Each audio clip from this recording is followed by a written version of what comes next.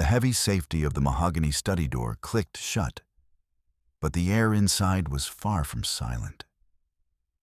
Emily's fingers shook as she pressed a stack of cold, ink-stained documents against her ribs, the sharp edges of the paper biting into her skin beneath her silk blouse. Every rustle sounded like a gunshot in the tomb-like quiet of the mansion. She had just found the ledger that turned her husband's billion-dollar smile into a death warrant, and the metallic scent of old ink and fear was making her lightheaded. A sudden, heavy metallic clatter echoed from the foyer downstairs, the sound of Mark's keys hitting the marble table an hour before he was supposed to be home. Emily froze, her heart hammering against the stolen secrets hidden in her clothes. Footsteps began a slow, rhythmic ascent up the grand staircase, deliberate and heavy. As the brass handle of the study began to turn, Emily realized the man she shared a bed with wasn't just coming home. He was coming for the truth she was currently breathing in. The sun over Boise, Idaho, possessed a clinical, unforgiving brilliance that afternoon. Emily Carlton stood motionless among the meticulously manicured boxwood hedges of the estate, her spine a rigid line of practiced grace. The heat of the Idaho summer pressed against her, but she dared not sweat. Diamonds, heavy and cold, bit into the skin of her throat, catching the light with every shallow breath. Before her, a society photographer hunkered down, his lens a glass eye tracking her every micro-expression. Emily offered the camera a smile that never reached her dark, wary eyes. A porcelain curve of the lips that suggested domestic bliss while her mind counted the seconds until release. The white stone of the Carlton mansion loomed behind her, its neoclassical columns standing like the bars of a very expensive cage. Each rhythmic click of the camera shutter echoed across the lawn like a small-caliber gunshot, documenting the myth of the perfect wife. Emily shifted her weight just enough to satisfy the man's demand for symmetry, the silk of her designer dress whispering against her legs. She smelled the sharp, chemical tang of the pool chlorine and the cloying scent of freshly severed grass, odors that had come to define her confinement. Mark Carlton chose that moment to bridge the distance, his stride radiating the easy confidence of a man who owned the horizon. He reached Emily's side just as a group of influential neighbors drifted closer, his face splitting into a rugged, charismatic grin. Without breaking his flow of jovial greetings, Mark slid his hand around Emily's waist, his fingers eventually migrating to her slender wrist. He didn't just hold her. His hand clamped down like a steel trap, the phalanges of his thumb grinding into the delicate radius bone. Emily's breath hitched, a sharp spike of pain radiating toward her elbow.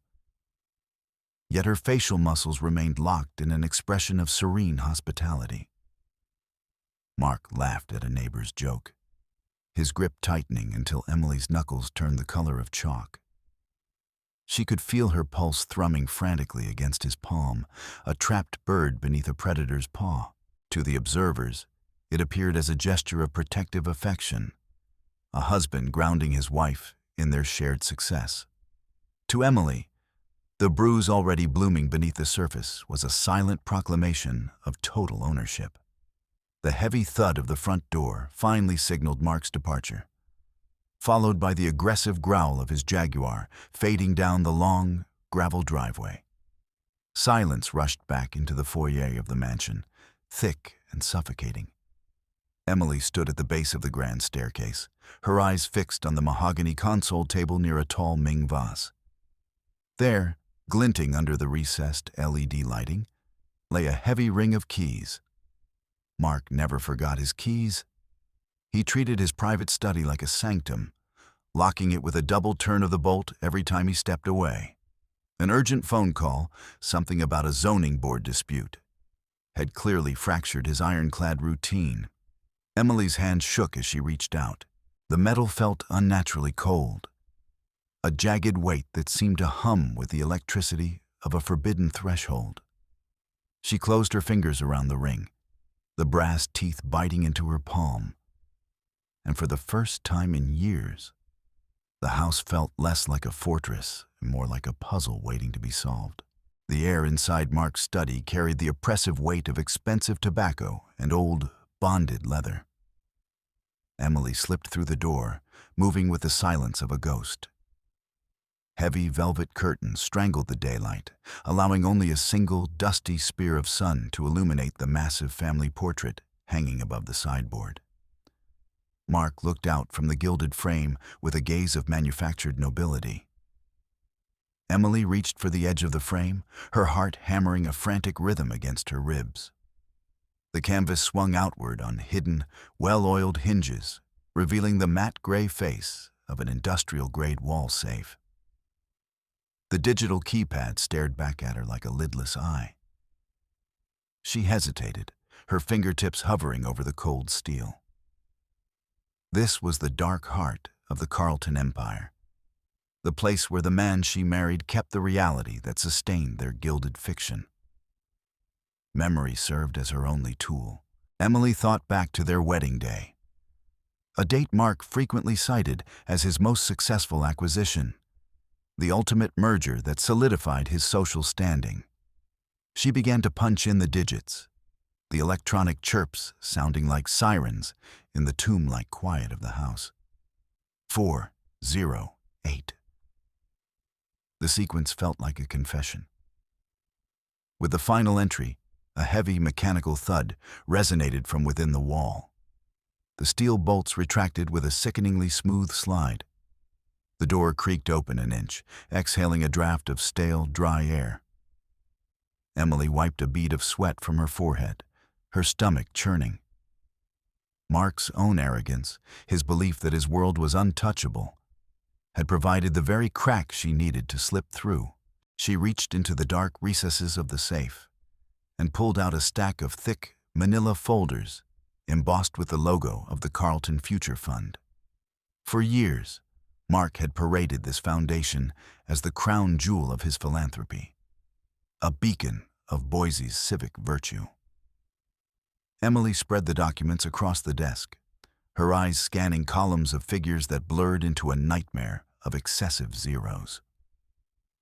There were lists of names: local judges, city council members, a prominent state senator, each accompanied by notations of consultation fees that looked suspiciously like bribes.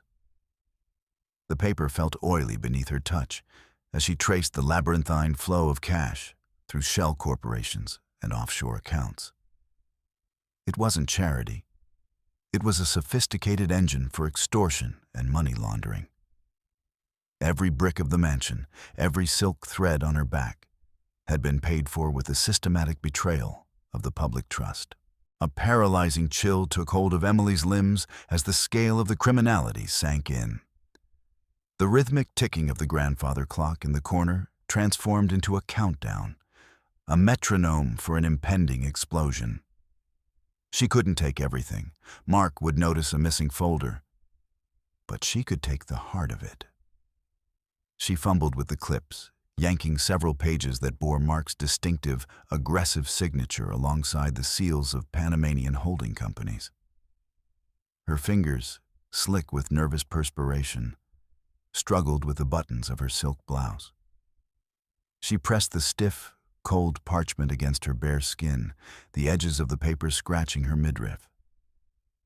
The documents felt like a brand, a hidden weight that burned with the heat of her own thundering pulse as she tucked them securely into the waistband of her skirt, praying the fabric wouldn't rustle. The heavy clatter of a key in the front door downstairs shattered her focus. Emily barely managed to pull the study door shut and retreat into the hallway before Mark's heavy footfall sounded on the marble stairs.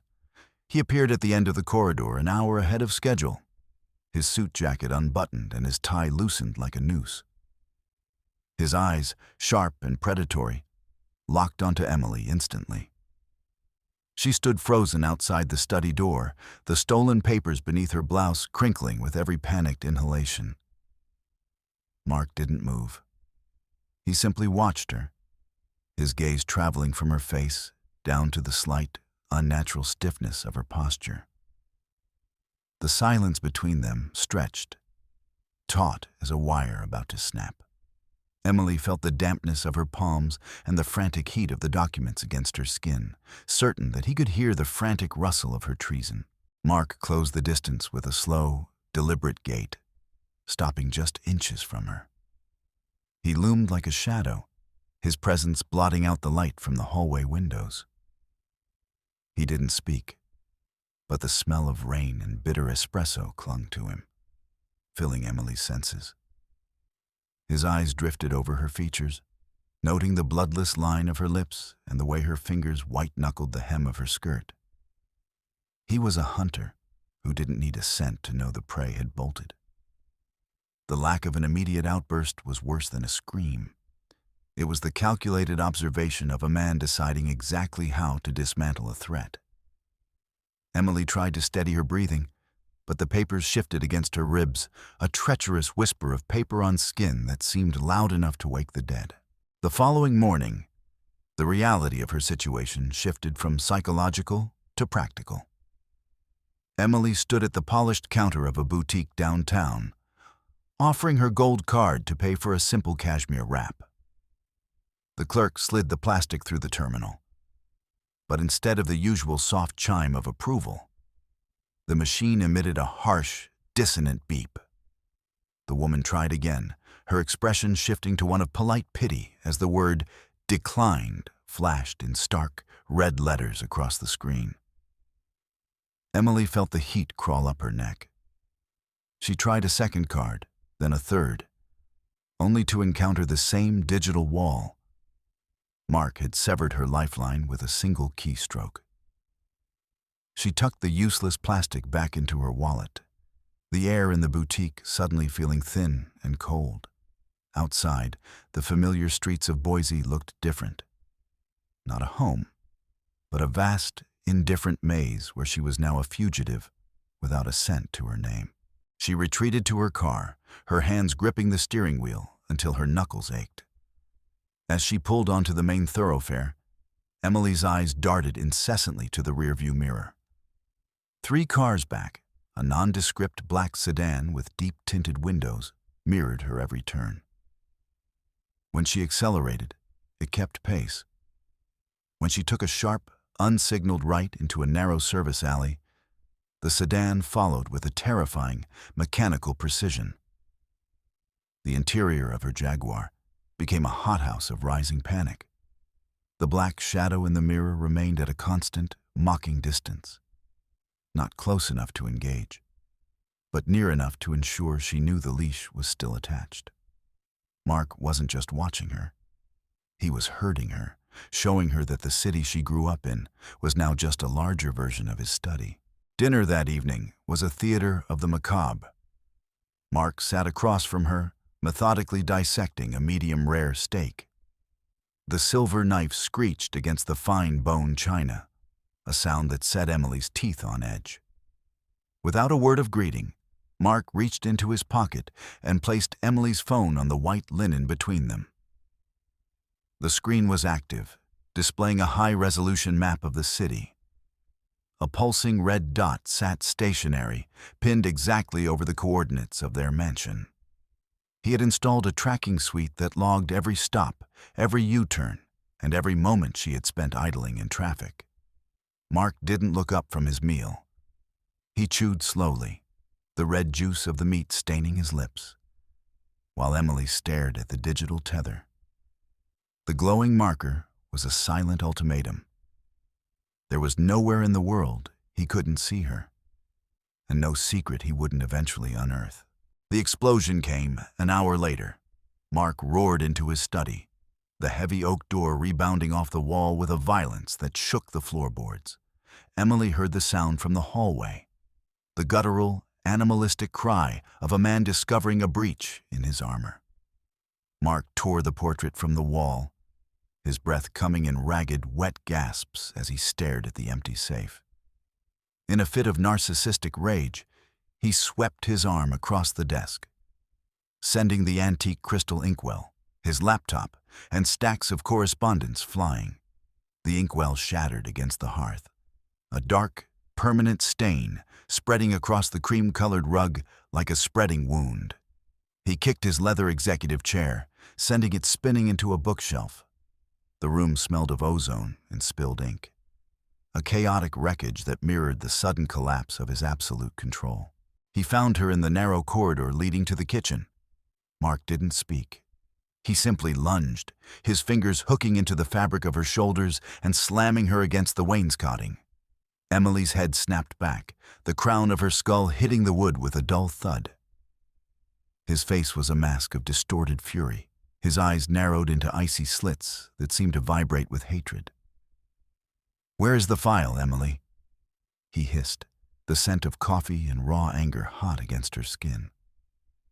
He shook her, her feet dancing inches off the floor, his grip so tight she could feel the individual pressure of his fingertips bruising the soft tissue of her arms. The man she had once thought was her protector had vanished, replaced by a monster who viewed her betrayal as a systemic error that needed to be violently corrected. He dragged her toward the front foyer, his movements jerky and efficient. With a series of heavy, metallic thuds, Mark threw the deadbolts on the main door. 1, 2, 3. The sound of the security system engaging, a sharp, final chirp, echoed through the vaulted space. He reached out and snatched the Jaguar keys from Emily's limp hand, his fingers brushing hers with a touch like dry ice. "This is your world now, Emily," he said, his voice dropping to a terrifying, conversational level. He dropped the keys into his pocket, the jingle of the metal sounding like a cell door closing. The house was no longer a home. It was a pressurized vessel, and Mark was the only one with the valve. From the upstairs window, Emily watched the final remnants of her old life vanish. Mark stood on the gravel driveway, his hand clamped firmly onto the arm of Maggie, the housekeeper who had been Emily's only confidant for 5 years. Maggie was weeping, her small frame trembling as she clutched a plastic grocery bag filled with her belongings. Mark pointed a long, accusatory finger toward the gate, his mouth moving in a series of sharp, jagged commands. He didn't just fire her. He was purging the estate of any potential ally. The heavy iron gate swung shut with a clang of finality, leaving Maggie a dwindling figure on the road. Emily pressed her forehead against the glass, the coldness of the pain a poor comfort against the realization that she was now utterly alone in a house filled with her enemy's breath. The following hours were filled with the invasive whine of a power drill. Emily stood in the gallery, watching Mark mount small black domes in the corners of the ceiling, digital eyes that blinked with malevolent blue light. He moved with a predator's focus, calibrating motion sensors that clicked every time she shifted her weight. The air in the house grew heavy with the smell of scorched insulation and drywall dust. He was turning the architecture against her, mapping her every movement onto the monitors in his study. She realized she couldn't even weep in private. Every sob, every frantic pace across the rug was now data for his surveillance. The mansion had become a panopticon, where the walls didn't just have ears, they had a memory. Desperation drove her to the garden. Seeing the neighborhood landscaper pruning the roses near the terrace, Emily fumbled a folded note from her pocket, her heart racing. She tried to slide the paper through a gap in the window, her fingers trembling with the hope of a message reaching the outside world. But Mark's hand appeared out of the shadows, his fingers encircling her wrist with the speed of a striking viper. He didn't just take the note. He held it up before the startled gardener and began to tear it into tiny, jagged confetti. The white scraps fluttered to the damp earth, mingling with the mulch and dead leaves. Mark ground the remnants into the dirt with the heel of his Italian loafer, his eyes never leaving Emily's. The silent message was clear. No one was coming, and no word of hers would ever leave these walls again. Lunch was a formal interrogation. Mark sat her down at the long mahogany table, the silver service gleaming under the chandelier. Instead of food, he placed a document before her that bore the official seal of a private psychiatric evaluation board. His voice was a flat, clinical drone as he read aloud descriptions of erratic behavior, paranoia, and dissociative episodes. He spoke of her as if she were a broken machine, a liability that needed to be decommissioned. Emily looked at her hands, which were shaking so violently she had to hide them beneath the table. The silver spoon beside her plate vibrated against the wood, a tiny, rhythmic clatter that punctuated Mark's monologue about the necessity of involuntary commitment. He wasn't just threatening her. He was rewriting her identity into that of a madwoman to ensure that even if she did speak, no one would listen. Night brought no reprieve. At 3 a.m, Emily crept downstairs, her bare feet silent on the cold marble. She reached the French doors of the sunroom, her fingers fumbling with the latch to catch a breath of the pine-scented night air. But the moment the door creaked open, a blinding pillar of white light erupted from the darkness of the lawn. Emily recoiled, shielding her eyes as 2 figures in dark tactical gear stepped into the light. Their radios crackled with bursts of static, short, professional bursts of communication that signaled her failure. "Mrs. Carlton, please return to your room," one of the men said, his voice devoid of emotion. They were private security, a mercenary wall between her and the world. They closed the door and engaged the electronic locks. The sound of the motorized bolts sliding into place, a final, mechanical no. The arrival of Sheriff Miller the next afternoon felt like a reprieve. Until Emily saw the way he greeted Mark. She ran to the officer in the foyer, her words tumbling out in a frantic, jagged stream about the safe, the money laundering, and the threats. She grabbed the sleeve of his uniform, her nails catching on the fabric. Miller didn't reach for his notepad. He reached for her hand and gently, firmly, pried her fingers away. He looked past her to Mark, who stood by the fireplace with a look of weary, husbandly concern. The 2 men exchanged a nod, a silent, fraternal understanding that transcended the law. Emily saw the sun glint off the sheriff's gold badge and realized the terrible truth. In this county, the law didn't serve the people. It served the man who paid for the sheriff's re-election. Mark's final psychological blow came via the television in the living room. He pressed a button, and the screen flickered to life, showing a grainy, long lens feed of Emily's younger sister, Sarah. Sarah was walking into her apartment in the city, laughing as she struggled with 2 bags of groceries, completely unaware of the crosshairs centered on her back. Mark zoomed in until the screen was filled with the vulnerable line of Sarah's throat.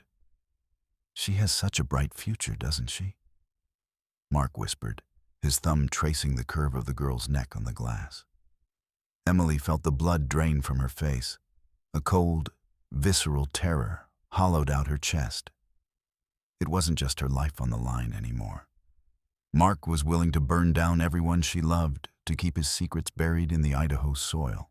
He stood in the doorway of her bedroom that evening, his silhouette long and distorted against the wall. "After the gala on Thursday, we've made arrangements at Quiet Haven," he said, tapping a rhythmic beat on the doorframe with his signet ring. He described the facility, a private asylum tucked into the northern panhandle, a place of white walls, heavy sedation, and no outgoing mail. He spoke of it with the terrifying detail of a man who had already paid the first 6 months in advance. "You have 72 hours of clarity left, Emily," he added, his voice dropping to a low, melodic hum. He flipped the light switch, plunging her into a darkness that felt like a rehearsal for the grave, and the sound of the key turning in the lock outside was the only answer to her silent scream. Emily didn't sleep. She sat on the cold tile of the bathroom floor, the only place the cameras couldn't see directly into every corner. She reached behind the porcelain base of the toilet, her fingers searching for the strip of duct tape she had hidden weeks ago. She pulled it free, revealing a small glass vial. Inside, a dozen white sedatives rattled, a stash she had painstakingly built by faking her nightly doses. She poured one into her palm, its chalky surface catching the dim glow of the nightlight. Her mind, sharpened by the proximity of the end, began to trace a new, desperate path. She wasn't a victim anymore. She was a cornered animal with a single, lethal bite left. She squeezed the vial until her palm bruised, the fear in her gut hardening into a cold, diamond-sharp resolve. The morning of the gala. The garderobe was a battlefield of silk and lace. Emily sat on a low velvet stool, the golden brocade of her evening gown spread across her lap like a royal shroud. She held a thin needle, her fingers moving with the frantic precision of a seamstress working on a deadline. She had folded the most incriminating documents, the ones with the offshore routing numbers, into narrow, stiff strips. With a quiet, rhythmic hiss, the steel needle pierced the heavy fabric, anchoring the papers deep within the structural lining of the skirt. She worked in the shadows of the hanging furs, her heart a drum in her ears. Every stitch was a gamble, every knot was a prayer. By the time she finished, the gown felt unnaturally heavy, a weighted garment that carried the potential to sink both her and Mark into the depths of a federal prison. Mark entered the room as she was finishing her hair, carrying a black velvet box that seemed to absorb the light. He stepped behind her, his reflection in the mirror a dark, imposing contrast to her golden dress.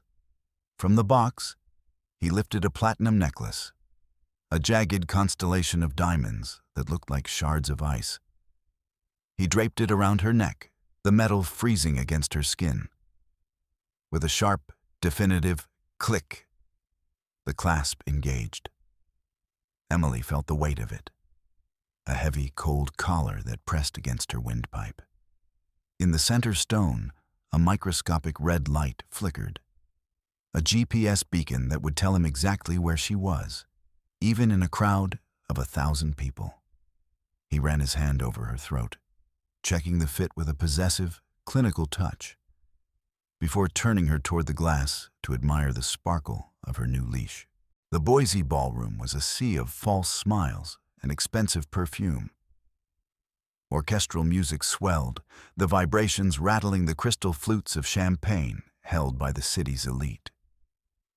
Emily moved through the throng, the weighted hem of her dress swaying with a rhythm that felt like a secret.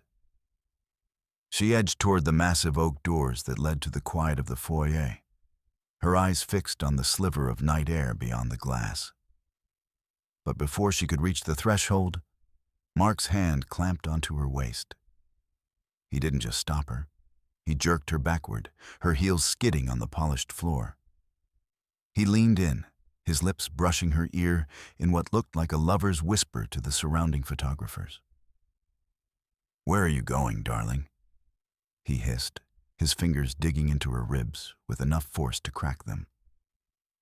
The camera flashes turned the world white, capturing the image of a devoted husband holding his wife close, while Emily felt the walls of the ballroom closing in like a vice. The shift in Mark's demeanor was instantaneous when he felt the odd stiffness of her skirt. His eyes dropped to the golden brocade, noting the way the fabric didn't drape, but buckled. Without a word, he steered her away from the main hall, his grip on her arm a branding iron. He shoved her through the doors of the library, the air inside smelling of old dust and cold ash. He slammed the door behind them and dropped the heavy iron bolt into its cradle. The sound was a thunderclap in the small room. Emily backed away, her heels catching on the rug as Mark moved toward her. The charismatic mask had finally shattered, leaving only the raw, jagged edges of a man who realized his property was attempting a final, desperate revolt. Did you really think I wouldn't notice? Mark's voice was a low growl as he lunged. He grabbed the front of her gown, the silk screaming as he threw her onto the leather sofa. Emily's head hit the mahogany frame, and for a second, the world dissolved into a blur of gray. Mark reached into his jacket and pulled out a folding hunting knife, the serrated blade catching the dim light. With a violent, ripping motion, he drove the steel into the golden fabric of her skirt. He sliced through the layers of silk and crinoline with a butcher's efficiency, his face contorted in a mask of primal rage. He reached into the jagged wound he'd made in the dress and yanked out the hidden documents, the paper crinkling in his fist. He stood over her, breathing hard, the tattered remains of her gown hanging around her like the wings of a broken bird. He didn't hesitate. Mark crossed the room to the fireplace, where a few embers still glowed from the morning's fire. He threw the documents into the grate, the paper curling and blackening instantly.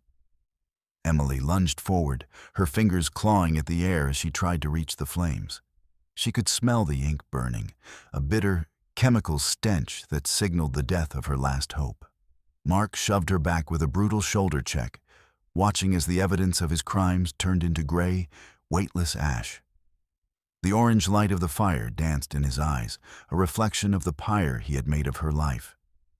Every name, every offshore account, and every proof of his betrayal vanished into the chimney, leaving Emily with nothing but the smoke in her lungs.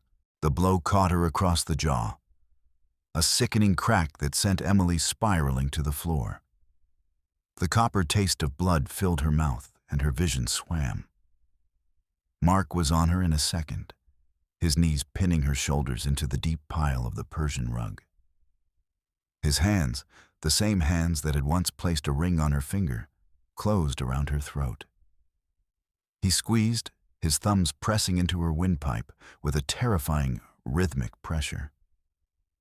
"You're a tragedy, Emily," he spat, his face inches from hers, his eyes bulging with the effort of the kill. He began to whisper his plan, how the morning papers would carry the story of a grieving socialite who couldn't handle the pressure, a suicide that would leave him as the tragic, wealthy widower. Emily clawed at his wrists, her lungs burning for air that wouldn't come, as the edges of the room began to dissolve into a pulsing, velvet black. Her hand, flailing against the floor, brushed against something cold and heavy. It was a bronze statuette of a horse knocked off the side table during the struggle. Emily's fingers curled around the solid base. With the last of her consciousness, she swung the metal upward in a blind, desperate arc. The bronze connected with the side of Mark's head with a dull, wet thud. The pressure on her throat vanished instantly as Mark slumped to the side, a strangled cry escaping his lips. Emily rolled away, her body racking with violent, gasping sobs as she sucked in the air. She lay on the rug, her chest heaving, watching as a thin ribbon of dark blood began to snake down Mark's temple. The silence of the library was broken only by the sound of her own frantic, ragged breathing. She tried to stand, but her legs were water. Emily crawled toward the massive desk, her fingers leaving red smears on the polished wood. Her throat felt as if it had been lined with broken glass, and every swallow was an agony. She looked back and saw Mark beginning to stir, his hand twitching against the carpet. The terror that had been a dull ache now became a sharp, electric current. She scanned the desk for a weapon, a letter opener, a heavy paperweight, anything to keep the monster at bay. The library, once her sanctuary, had become a slaughterhouse, and the man rising from the floor was no longer her husband, but a wounded predator who would not stop until one of them was dead. Mark pushed himself up, his movements slow and deliberate. One side of his face was a mask of blood and bruising, his eyes swollen shut. He didn't scream. He laughed, a dry, rattling sound that made the hair on Emily's neck stand up. He wiped a glob of blood from his mouth and stood, blocking the only exit. I'm going to enjoy this now," he whispered, his voice steady and devoid of any remaining humanity. He promised her a slow end, a walk into the darkness that would begin right here, among the books and the trophies of his stolen life. He looked at her not with anger, but with the cold, dispassionate hunger of a shark. Mark took a step forward, the hunting knife glinting in his hand. He had recovered it from the floor, and he balanced the weight of the steel with a professional's ease. Emily backed away until she felt the cold, hard surface of the integrated control panel on the wall behind her. Her fingers, hidden behind her back, began to dance over the touch-sensitive glass. She knew this system. Mark had bragged about its God mode settings that could broadcast his voice to every speaker in the estate.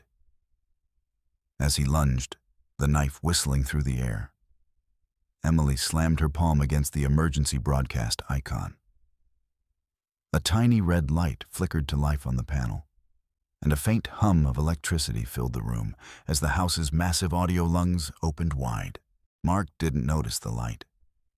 He was too busy savoring his victory. He stood over her, the knife inches from her throat, and began to roar his confession. He boasted of the men he'd had retired in the canyons, the way he'd gutted the local pension funds, and the precise routing numbers of the accounts where the blood money was hidden. He laughed as he described the look on the sheriff's face when he'd handed over the first $100,000 bribe. He was a man who believed he had already won, and in his hubris, he poured out the filth of his soul into the hidden microphones. He spoke of the charity as his personal ATM, his voice booming with a dark, narcissistic pride that shook the very air in the library. Outside in the ballroom, the music died a sudden, jarring death. The guests stood paralyzed as Mark's voice erupted from the hidden speakers in the ceiling, amplified to a deafening volume. The confession echoed through the vaulted halls, over the terrace, and out into the night where the press waited. Every word of his corruption, every detail of his violence, was being projected across the hills of Boise. The senators and judges who had taken his money looked at the floor, their faces turning the color of ash. The myth of Mark Carlton was being dismantled in real time, his own voice serving as the wrecking ball. The silence of the crowd was absolute, a collective gasp of a city realizing it had been worshipping a wolf. "Where is the money, Mark? The millions you took from the children's wing?" Emily's voice was a sharp, clear blade that cut through his monologue. Mark sneered, his face inches from hers. "It's in the global trust accounts, you pathetic bitch," he barked, the confession of his primary laundering vehicle booming through every speaker in the house. He went on, detailing the exact shell companies and the names of the crooked accountants who managed the flow. He was signing his own death warrant with every syllable, his ego blind to the red light pulsing on the wall. Emily watched him, her eyes cold and steady, as he provided the final, undeniable proof the federal authorities had been seeking for a decade. The world outside the library doors erupted. The polite veneer of the gala shattered into a chaotic roar of betrayal and fury. Guests began to shout, some throwing their glasses at the walls in a desperate attempt to distance themselves from the man they now knew was a monster. The reporters at the gate surged forward, their cameras recording the broadcast and beaming it to newsrooms across the country. The digital footprint of his confession was spreading like a virus, jumping from phone to phone, social media feed to social media feed. Mark Carlton was no longer a man. He was a viral phenomenon of criminal arrogance, his downfall being watched by millions before he even realized he'd been caught. The first blow against the library door was a thunderous crack that sent splinters flying across the rug. Emily saw the wood groan under the impact of a tactical ram. Federal agents, who had been waiting for a breach in the local police's protection, finally had the probable cause they needed. The air in the room grew thick with the smell of splintering oak and the ozone of the security system failing. Mark spun toward the door, his knife still gripped tight, his face a mask of sudden, panicked confusion. The sound of heavy boots echoed in the hallway. A rhythmic, relentless approach that signaled the end of his reign. Mark's eyes finally found the glowing red light on the control panel. The realization hit him with the force of a physical blow, his jaw dropping as he understood the trap. He let out a guttural, animalistic scream and lunged toward the wall, intent on ripping the wires out with his bare hands. But Emily was faster. She threw her weight against a heavy, high-backed chair, shoving it directly into his path. The mahogany frame clipped his knees, sending him sprawling across the floor. He scrambled toward the panel, his fingers inches from the kill switch. But Emily stood her ground, her shadow falling over him. She was the barrier between him and the silence he so desperately needed. The library doors finally gave way, with a sound like a gunshot. Black-clad figures flooded the room, the red dots of laser sights dancing across the bookshelves and settling on Mark's chest. FBI, drop the weapon! The command was a roar that left no room for negotiation. Mark froze on the floor, the hunting knife falling from his nerveless fingers. Within seconds, he was pinned to the rug, a heavy boot on the back of his neck and his arms wrenched behind him. The room was suddenly filled with the harsh, flickering light of news cameras as the press pushed past the perimeter, capturing the image of the fallen titan in the ruins of his own library. A tall man in a dark suit approached Emily, his badge glinting in the chaotic light. She didn't say a word. She sat down on a stray chair and reached for her discarded shoe. With a practiced motion, she pried up the inner sole, revealing a tiny, silver micro-SD card hidden in a hollowed-out recess. She had made digital backups of every page before she'd sewn the physical copies into her dress. She placed the tiny chip into the agent's hand, her fingers steady for the first time in years. "Everything is there," she whispered, her voice a ghost of its former self. The agent nodded, his expression one of grim respect, and secured the card in a plastic evidence bag. The final piece of the puzzle was now in the hands of the only people Mark couldn't buy. The walk through the foyer was a gauntlet of public shaming. Mark was led out in handcuffs, his head bowed, his once immaculate suit covered in the dust of his library floor. As he reached the front steps, the crowd he had entertained only hours ago turned on him. Men who had toasted his health now spat at his feet, and women who had sought his favor screamed insults into the night air. The flashes of the cameras were a strobe light of infamy, documenting the end of the Carlton dynasty. He was shoved into the back of a nondescript black van, the heavy doors slamming shut with a sound of finality that echoed across the Boise Valley. Emily watched from the shadows of the columns, the blue and red lights of the police cruisers reflecting in her eyes like a neon dawn. Emily stood on the top step of the mansion, the cold Idaho night air finally tasting clean. She reached up to her neck, her fingers finding the clasp of the diamond necklace. With a sharp, decisive pull, she undid the lock. The platinum chain, with its hidden GPS tracker and its blood-soaked brilliance, slid from her skin. She didn't look at it. She simply opened her hand and let it fall. The diamonds hit the concrete with a dry, metallic clatter and rolled into the gutter, settling among the cigarette butts and the gravel. It was $1 million of misery, and she left it there without a second thought. She stepped down the stairs, her feet hitting the solid, unadorned earth of the driveway, and felt the weight of the Carlton name finally lift from her shoulders. A lone yellow taxi was waiting at the end of the drive, its engine idling in the pre-dawn mist. Emily climbed into the back seat, the vinyl upholstery smelling of cheap air freshener and old coffee, the most beautiful scent she had ever known. "Where to, ma'am?" the driver asked, glancing at her tattered gold dress in the rearview mirror. Emily looked out the window as the car began to move. watching the white stone of the mansion shrink into a pale, ghostly shape against the dark hills. She didn't look back at the lights or the sirens.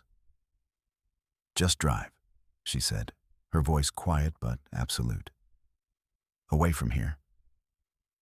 As the taxi turned onto the main highway, the first gray light of morning began to bleed over the horizon, and Emily Carlton finally closed her eyes, listening to the sound of a world where she was no longer a secret.